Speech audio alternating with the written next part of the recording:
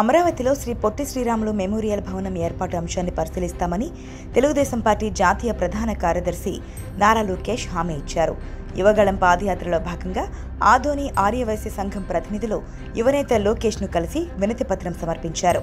ఆంధ్రప్రదేశ్ అవతరణ కోసం ప్రాణాలర్పించిన శ్రీ పొట్టి శ్రీరాములు మెమోరియల్ భవనాన్ని అమరావతి రాజధానిలో ఏర్పాటు చేయాలని కోరారు.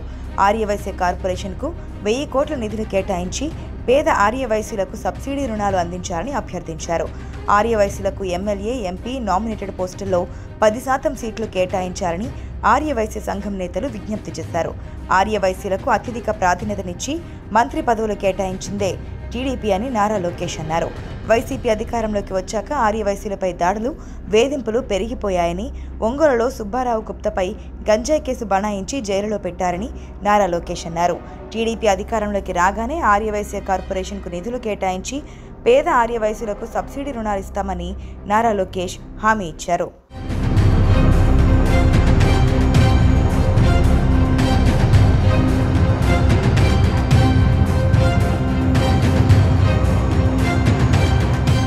మాదిగల సామాజిక న్యాయానికి టీడీపీ కట్టుబడి ఉందని యువనేత నారా లోకేష్ వెల్లడించారు.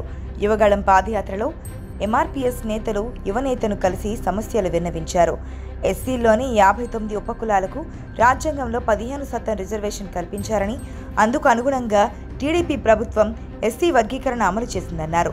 2004 తర్వాత కొందరు స్వార్థపరులు సుప్రీంకోర్టుకు వెళ్లి వర్గీకరణను అడ్డుకున్నారని తెలిపారు.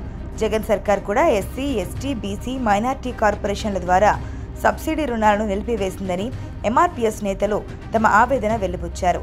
ఎస్సీ వర్గీకరణకు చర్యలు తీసుకోవాలని, సబ్సిడీ రుణాలపై పోరాడాలని నారా లోకేష్కు విజ్ఞప్తి చేశారు.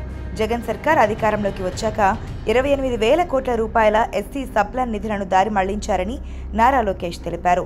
ఎస్సీ కార్పొరేషన్ను జగన్ సర్కార్ నిర్వీర్యం చేసిందని, 27 ఎస్సీ పథకాలను రద్దు చేసిందని లోకేష్ తెలిపారు. టీడీపీ హయాంలో ఎన్ఎస్ఎఫ్టీసీ ద్వారా ఎస్సీ యువతకు వివిధ రకాల వాహనాలను సబ్సిడీపై అందించామని, సప్లాన్ నిధులపై మండలి, అసెంబ్లీలో ప్రభుత్వాన్ని నిలదీశామని లోకేష్ చెప్పారు. టీడీపీ అధికారంలోకి రాగానే ఎస్సీలకు మేలు జరిగేలా అన్ని కార్యక్రమాలు అమలు చేస్తామని లోకేష్ హామీ ఇచ్చారు.